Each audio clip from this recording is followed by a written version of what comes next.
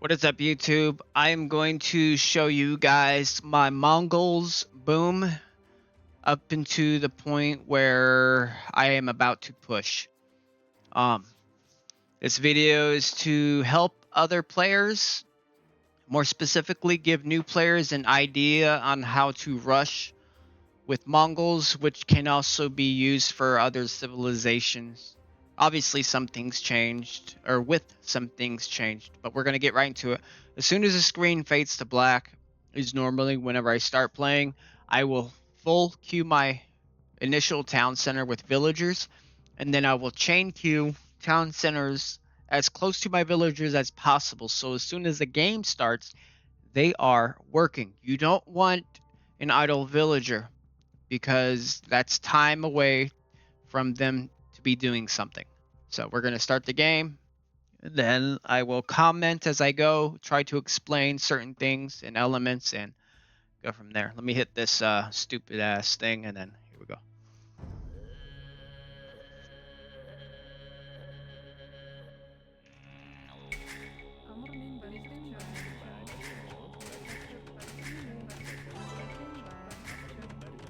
Alright, now I delete my villager, delete these houses. Mongols don't need houses to hold their population that they have. Now we'll queue town centers as close as I can to the villagers. Every single one should have like 20 total, or 19? Yeah, 19. How many town centers? Sorry. You want to shoot for 20 to 25. If you want to do more, you can. It's not necessary. It just depends what the situation calls for. With Mongols, I'm going to spam houses. It doesn't matter the location because they will be deleted later. And I will place your markets. You want to be 2 to 3, like this is 2 or 3 squares away from anything. So from the edge and from another player's markets, because it helps with trade congestion, otherwise known as trade trafficking. And now these back markets are spam markets. They will be deleted later. Now, I'm going to go ahead and set my gathering points of my town centers, which I don't normally do, but this is something that players are accustomed to doing. So I'll set them to resources around me. So my gold mines, the trees, anything that is basically in the way. And then I will build lumber caps in the patches of wood that are in the trade line, which is not good. You want to chop those quick. Anything that blocks the trade path is bad. So from walls to resources, they need to get removed as soon as possible, pretty much.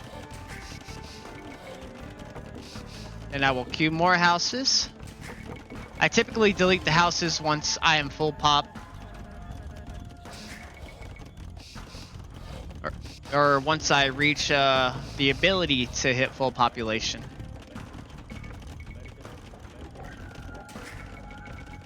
And I'm constantly queuing. Once I hit 0 food, that's whenever I will pull wood choppers and I'll start farming. With Mongols, you don't need much farms because your focus is going to be on siege and Mangu Dai. But it also depends on your opponent's civilization. Now, idle village, I have a lot of them, so I'm going to go ahead and build lumber camps along the front line, or front middle wood line. With Mongols, you want to focus on wood and gold collection. It's very important. So all the wood patches within your region, you want to collect. Now, once those are done, this is just how I play. You guys can play differently. I will chain queue walls around my lumber camps. This is my wall. This is basically defensive measures in case they were to get in, or in case somebody wants to break the treaty and basically just ruin the game, or they're new, they don't know what they're doing, etc. Not everyone has to do this. This is just more of like a preference, I guess you could say. All my idle villagers that are done with those mines, I'll go ahead and push them on the wood that is close. and then I will forward all town centers to the gathering points to the front line. Alright, now I've capped out at 400. Delete all the houses. My population still holds because I am Mongols. This opens up this whole area for me to do as I want to do. Now, once again, I'm doing a very, very simple build order. I know a lot of players do this. Double gates and castles. You don't have to build like this. This is just for this video alone. Basically, I am fortifying my front line and also separating my economy from the battlefield. This whole area right here will have my military buildings. So with Mongols, your siege can go in the back because they move fast. Other civilizations, I prefer to place siege workshops along the front line.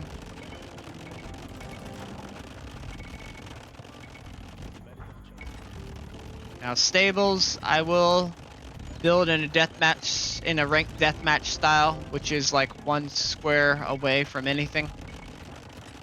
My whole style is about taking up space. Not everyone does this. A lot of players don't actually, but this is just a preference on how I choose to play.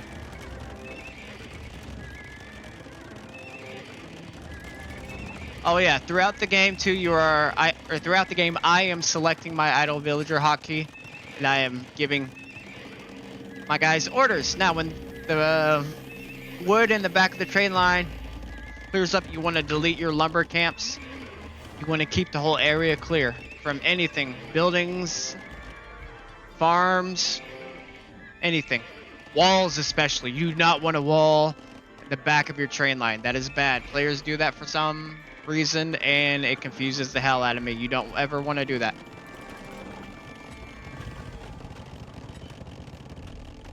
Alright, all villagers are unqueued. I'm gonna go ahead and start deleting everything. In terms of idle villagers, we don't need them. Also, we need more trade carts as well. Stealing my allies' resource? Nah, stop that. Same there, don't need them. Okay, now, we are 2 minutes left in the treaty. You can start making your military around then. I do it at 1 minute. Also, I am Mongols, so it doesn't matter. I can start at 1 minute and it's fine.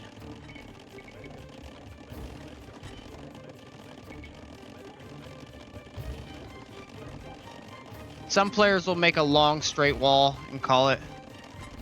I like to take up space to control territory. Now, I full queue my army that I'm going to use. If I hit that pop limit, bad. I delete villagers on the wood line. And then I re-queue them. The whole purpose for that is that my military units become priority. 2, 3. I create 4 groups of siege onagers and I cycle 1, 2, 3, 4 while I'm cutting the wood line as such. And that is basically how I rush in and hit the enemy hard. Obviously, the units that you create depend on your opponent's civilization. And not every game is going to be the same. I have played Mongols differently in the past. But like I said, this method can be changed depending on the situation as it need be. So I'm gonna go ahead and cut this video off. Thank you guys for tuning in. I will be posting more content like this in the future.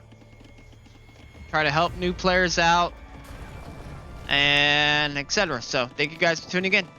Peace.